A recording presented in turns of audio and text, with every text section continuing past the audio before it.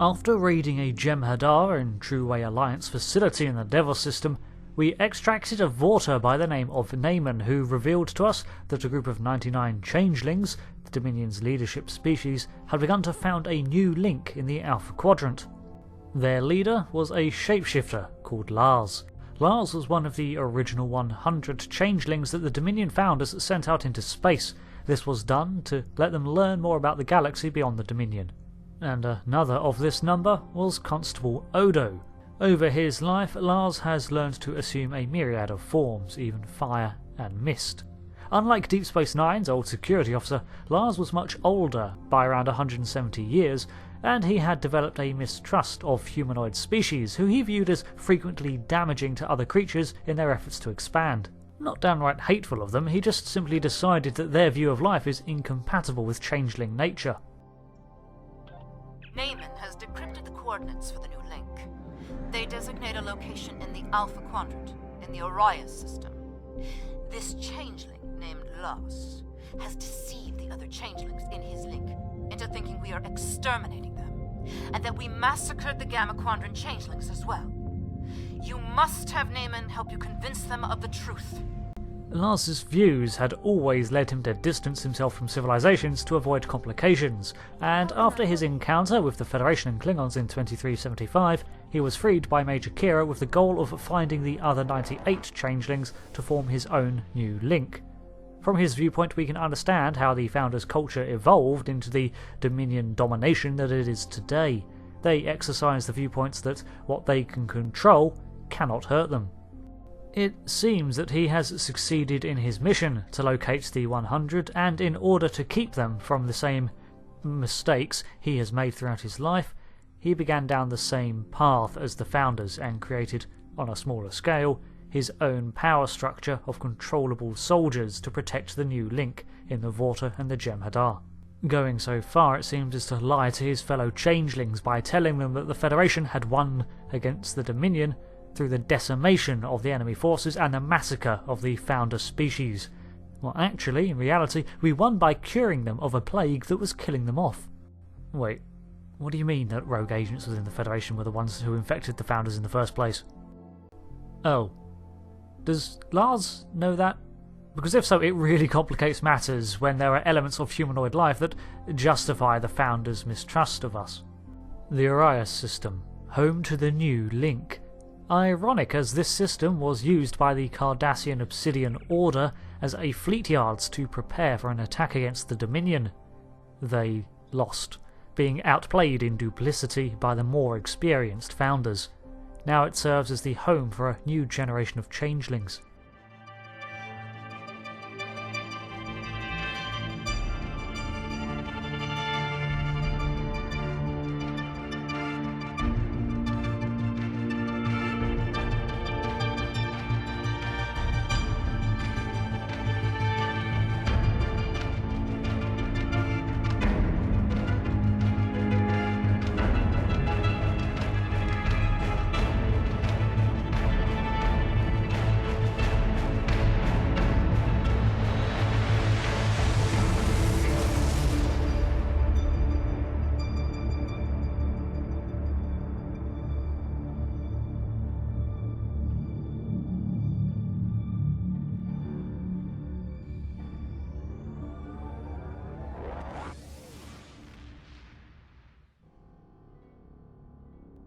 The Jem'Hadar will not likely be interested in negotiation.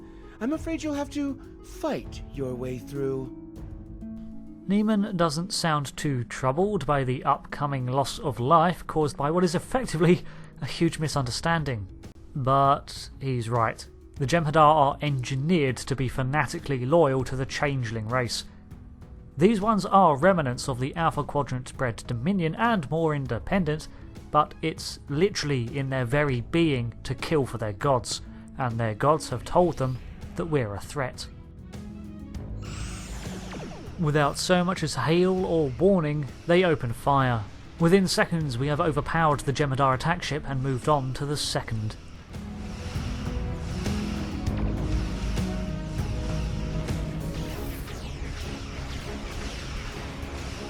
The small scarab-like vessels are manoeuvrable and pack a fair punch, but where they were once the bane of Starfleet task forces, they are now a remnant of a 34-year-old war against this 25th century Akira-class vessel. What a waste. Still, the nice thing about Jem'Hadar is that you can always breed more. Yeah, and you can do that with Vorta too. It seems that this was just the patrol wing. Ahead lies a Jem'Hadar battleship.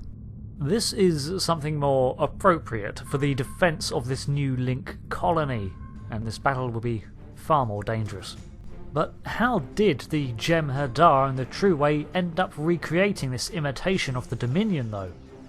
Laas was able to found the new Link in 2398, 15 years after Constable Odo found him and cured him of the morphogenic virus. Lars's new Link is disowned by the Dominion, who still abide by the Treaty of Bajor.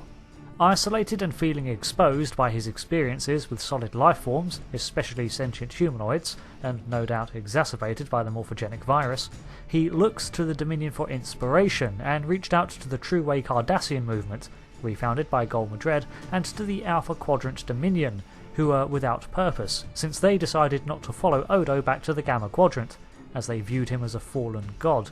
Effectively, they vowed to stay away until the Link had reaffirmed its purpose. Our shields are dangerously low. We're not going to win by simply trading blows. We'll put some distance between us and the battleship in order to give us a chance to catch our breath. We've managed to weaken their forward shields. Now it's down to us to maintain our pressure, and keeping the Armiger in a slow rotation while maintaining fire enables us to present our flank and rear shielding to disperse hits from the battleship that would whittle down any single side. Keeping us at this persistent rotation is maintaining our safety, but it aims the bulk of our weapons away from the enemy, so we need to move in closer to make the most of the openings we do get and break this stalemate. But we get too close and trigger a blast from the Jem'Hadar that overloads our shields completely.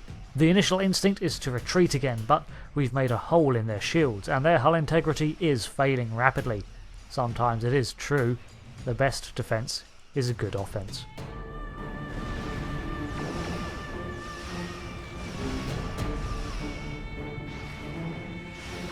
Come on! Oh god, we're down to 2%.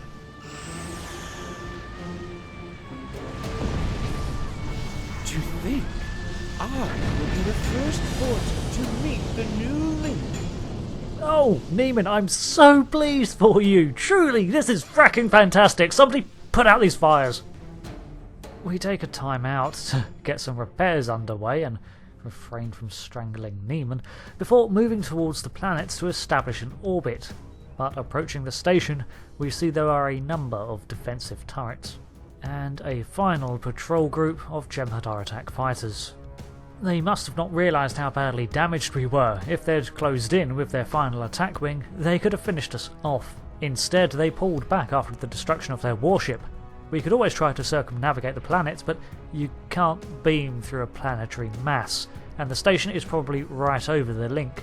We've wasted a lot of time already, so we're going to have to go through them. As with similar installations in the past, we're going to draw the fighters away from their turrets before moving in to deal with the station's cannons. Now at a safe distance, we need to keep the fighters occupied to prevent them from returning to the safety of their base's field of fire.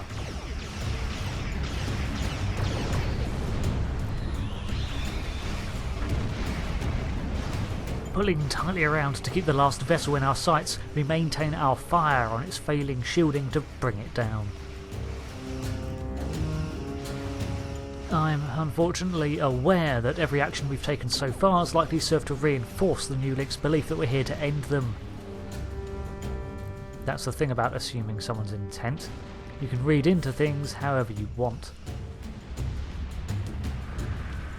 On approach, we take down the majority of the turrets and get a good look at this orbital station.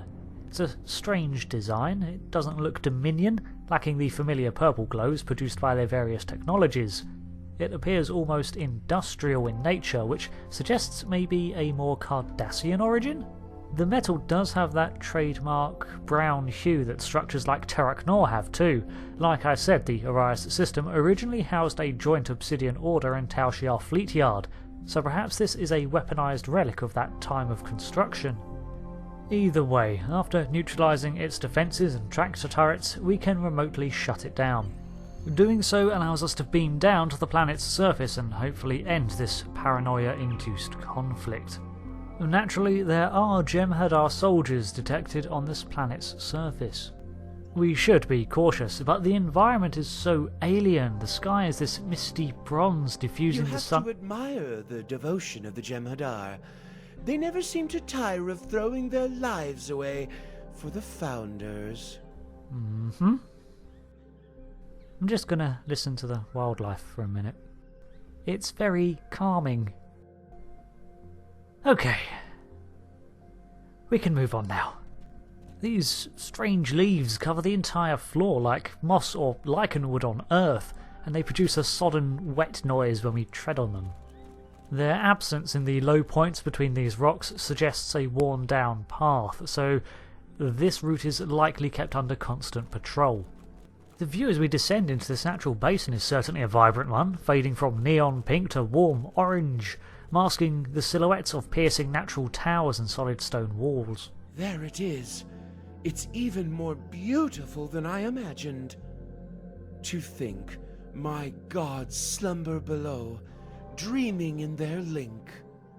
Yes, and the sludgy brown puddle is something too. Surrounded by all of this and Neiman's Vorta, genes are only able to find appreciation in the inert forms of his founders. In some ways, the biggest crimes of the Dominion are the cultural mutilation of a species such as the Vorta. As predicted, it's not long before we encounter a patrol of Jem'Hadar who stop rigid at the sight of us. Much like the Klingons, the Jem'Hadar enjoy engaging in hand-to-hand combat, but are supported by their ability to shroud themselves with personal cloaks. We take out the patrol, I think I got all of them, I counted 6 bodies, and we proceed onwards, arriving at an outpost manned by more soldiers. Drawing them out into the open, Neiman cowers in fear from the firefight. Probably the best move. We do need to deliver him alive to the new link. But fortunately, the Jem'Hadar seem to avoid him too, being designed to show deference to the Vorta, though to a much lesser degree than the Founders. On the actual outpost itself, we can find an ornate crate containing Ketracel White, which Temet confirms is from the factory we destroyed in the Devos system. This ceremonial cask shows the level of tradition. It's almost sacrilegious to have you here. I hope the Founders will understand the necessity and forgive me. Looking at the pretty flowers, thinking about the peaceful things. Okay, moving on. The Ketracel White was presented to the Jem'Hadar in a ritualistic way that gave thanks to the Founders of the Dominion. I wonder if Lars's link practice a similar tradition. Unfortunately, it doesn't look like we're going to get the opportunity to ask them. Pressing on, we find another outpost. The Jem'Hadar here begin the fight by deploying subspace mines. Colloquially known to Starfleet as Houdini mines, they phase slightly out of our realm, enough to become invisible and intangible to matter before decloaking, as it were, and detonating. At the rear of this outpost, hidden behind some arms crates, we can find a pad written by a Jem'Hadar soldier.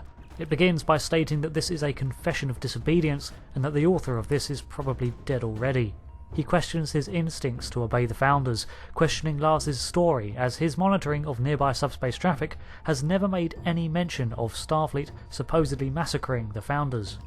He goes on to say that one of his brothers visited the Devos Ketracel facility and met a Vorta, likely Neiman, but Neiman was not in command of the Jem'Hadar, as he should be. This is not the status quo his genes dictated. The other Vorta are going to be so envious when they hear about this. Neiman, you sound like a high schooler. Look, I hope the new link listens to you, but I don't have to. Please be quiet. We eventually encounter another patrol of soldiers. This one is commanded by the First, the leader of the Alpha Quadrant Jem'Hadar, Lamat Ukan. Odo himself asked Ukan to return through the wormhole to the Gamma Quadrant with him. but the Alpha rejected his offer and insisted on joining up with Gul Madred instead. The first falls, but unfortunately Tarsi was knocked down by a Houdini mine. Tending to her injuries, we return to fighting form and press on. The presence of Lamat Ukan here suggests we must be getting close.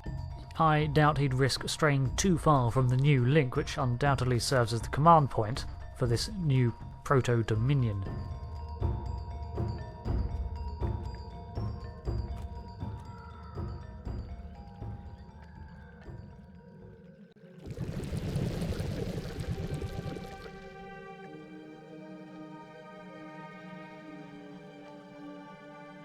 Okay, we're through the hard outer shell when we've reached the nougaty centre.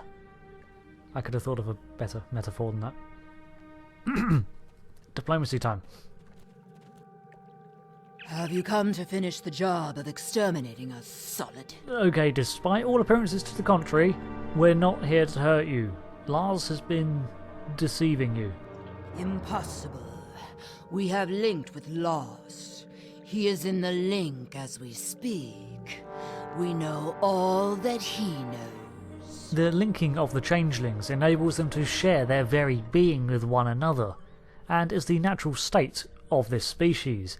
It was generally thought impossible, though, for a linked changeling to withhold information. However, Lars must have found a way. It is true that he awoke before us. Let us summon him to answer these charges. By all means. Naaman here can explain in more detail. It's true, Great One. These people are not hunting you. The Great Link remains. The Dominion has a treaty with the Alpha Quadrant species. This creature lies. You have joined with me. You know all that I know. Then you should have no qualms about linking. No, these solids have poisoned your minds. I will not be forced to link by them. Well, hold on, we should... Okay. With little warning, Lars attacks us, scattering our small group. We'll have to defend ourselves. Changelings can take a lot of punishment, especially from weapons set to stun, but when in physical form, they can be taken unaware by striking before they return to their liquid state. He lashes out to hit us all simultaneously, while the other changelings just look on, unperturbed by the violent display before them. Likely they know Lars is in no real danger, and no changeling has ever killed another. Well, except once.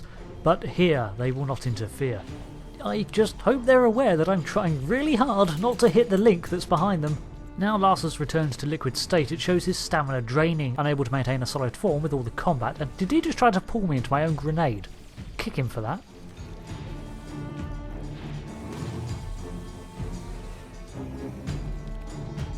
There, the battle over. Lars goes to put down the pack lid.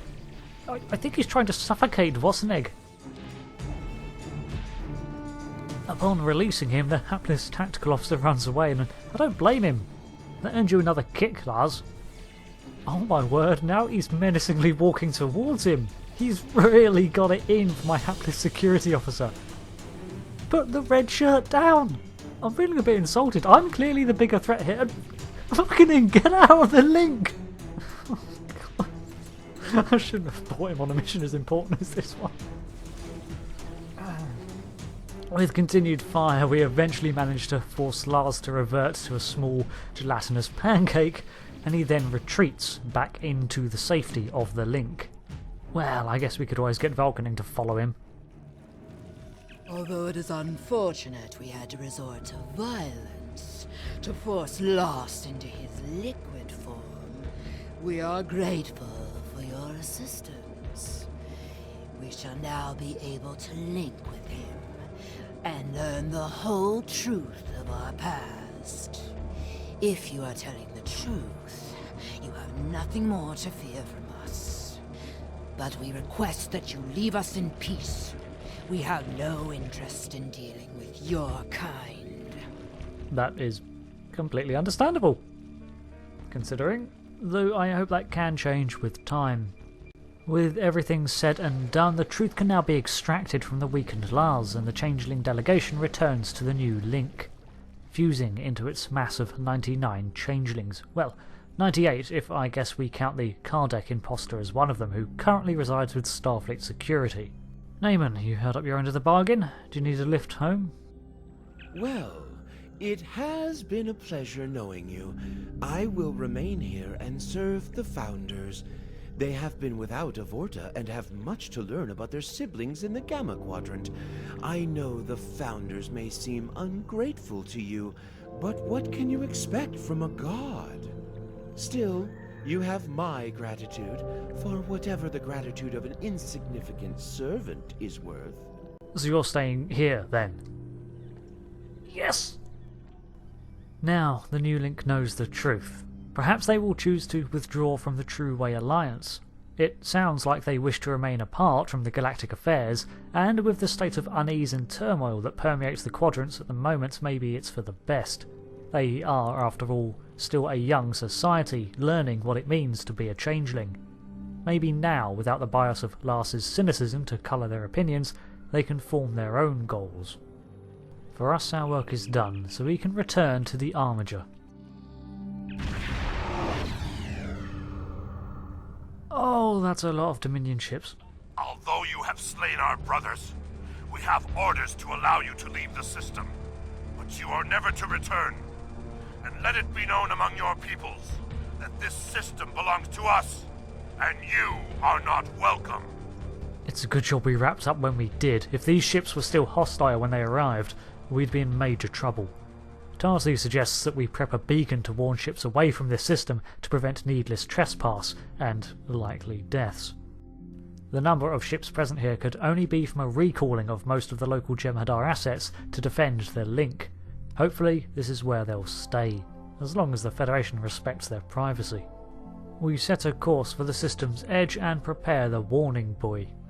We have to configure it to transmit the desired message now, and once done, we're free to leave the system.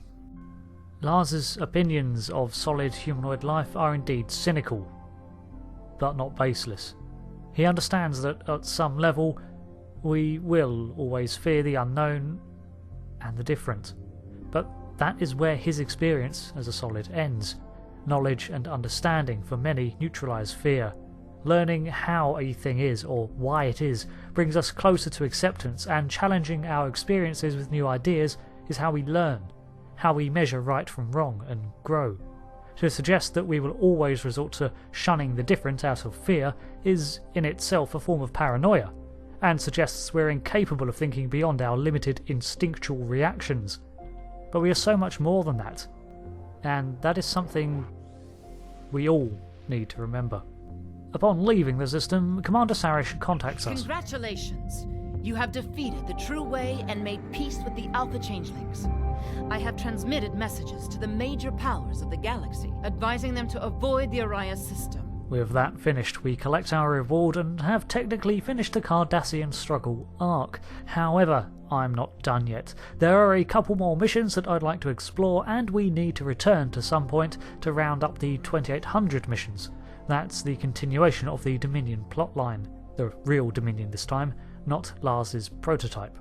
However, from what I can tell, you now have to reach the end game to be able to begin them, as they were one of the casualties of Star Trek Online's mission reshufflings. So now we're going to have to come back to them at some point and slot them in afterwards. But I will get to them as soon as Captain Hale here is able.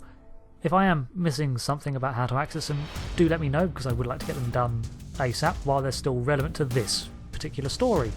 Thanks for watching, and I hope you'll join me next time as we continue to explore the ever-growing stories of Star Trek Online. So, we're done placating the Cardassian sector somewhat, and if nothing else, the withdrawal of the new link and its Jem'Hadar should return the True Way to a less prominent force. Though I feel like we're forgetting something.